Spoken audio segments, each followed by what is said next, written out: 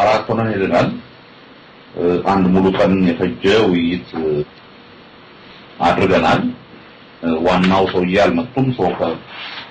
እሳቸው ቀጥሎ ያለው ሰው ጋር ነው እና ባለፈው ጊዜ የወጣው ዝርዝር አጀንዳ ሞሮርሌስ በሁሉም ላይ ነው ይሄድንባቸው ያው ቤዝድ ኦን ዘ አግሪመንት ከዚህ በፊትም በነበረን ስምምነትና ባቀረብነው ባጀት መሰረት ስድስተኛው ወሩ ስለደረሰ የሚቀጥለውን ትራንች 500,000 ነበረ እሱ እንዲሰጠን ተጠይቀን ነበር በሱ ስምምነት ላይ ተደርሷል ያው ከዛ ውስጥ 200 በደህንነትና መከላከያው ለሚሰራው ስራ ነው እዛው በዱባይ በኩል የሚሰጥ ነው ሌላው 200 ለኢሳት ስራዎች የሚውል ነው 100 ግን የሀገር ውስጥ ሰላማዊ መንገድ ለሚሰራውና ለዲፕሎማሲያዊ ስራው በሚል ነው ቀረበው ባጀት በዛ መሰረት 500 ተፈቅዷል ቴንክ ዩ ናም ስላቸው ነበር ለዚህ ለሰጡት ነዳጅና ኖ ምንም ቴንክ ዩ የሚያስፈልጋል ነው ለራሳችን ብለን ነው ከዛው 300 ውስጥ 150 ለንደን እናንተ ጋር እና ሌላው 150 እዚህ እንዲሰጥ ነው የተስማማ ነው so that should be available soon so yeah, everything went very smoothly and it was very positive በዲፕሎማሲውም በኩል የምንሰራቸውን ስራዎች በተወሰነ ደረጃ ተነጋግረናል በአውሮፓም በአሜሪካም and በተወሰነ ደረጃ ኮኦርዲኔት ለማድረግ በተለይ ዳይሬክትሊ በስቴት ዲፓርትመንት በኩል ልናደርግ የምንችለው ነገር የለም but we are working በኮንግረስ በኩልና በአንዳንድ ቲንክ ታንኮች በኩል ይህንን ፖሊሲ ሶፍትናት ለማድረግ ኮንሰርትድ የሆነ ኤፈርት ጀምረናል እና ቢሊ ያ ኤፈርት ውጤት ያመጣል ብለን እናስበው if there is a significant voice either or campus against Ethiopia by the doubt and serious questions not toward that end our program now congress ኖቶቻችንን ኮምፔር እያደረግን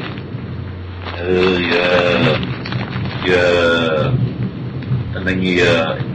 ቲንክ ታንኮችን ናሞች በማድረግ effectively ከሰራን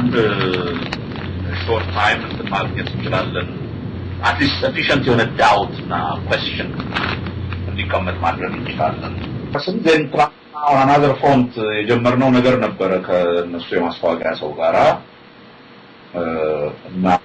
ከዚህ በፊት እንዲፖርት አድርጌላችሁ ነበር አንድ ራሱን የቻለ ትራንስፎርመር ከነሙሉ እንትኑ ቢልድ ማድረግ እና አጣጣውን ኮምፕሊትሊ ኢትዮጵያ ላይ ፎከስ እንዲያደርግ አድርጎ ፓወርፉል የሆነ እንትን ዴዲኬትድ የሆነ ነገር መስራት ይቻላል የሚለው ጀምሪያ ላይ አዲስ ነገር በመፈለግ በጣም ውድ ሆኖ ነበረ አንድ እንትን እየተፈለገ ነበር አሁን ተገኝቷል ወደዛ ለመሄድ ተዘጋጀውን ከደቡብ አፍሪካ የሚሄዱ 7 ሰዎች ነበሩ by yesterday it was finished የነሱ ከዛ ሌሎች 3 ሰዎች አሉ ሁለቱ ከደቡብ ሱዳን እና አንድ ከኬንያ ሄዱ የነሱን ነገር ዛሬ ተነጋግረን ጨርሰናል የነሱም ነገር ያልቃል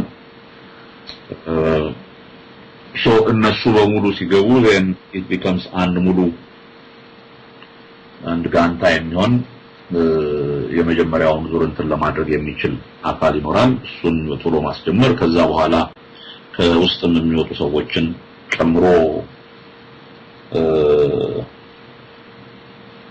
ወደፊት የሚሄድ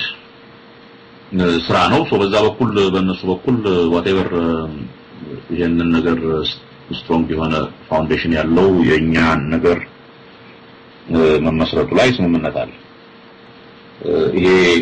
እዛ ውስጥ ያሉትን የማሰባሰቡን ነገር በጣምም ባታምኑ የግንቦት ሰባት ህዝባዊ ኃይል የሚለውን ስም አንቀበልም ብለው እኛ ከውይይቱ ወጣናል ይሄንን ነገር አንቀበልም የሚሉት እንደተጠበቀው የአርበኞች ግንባርና ይሄ የአማራው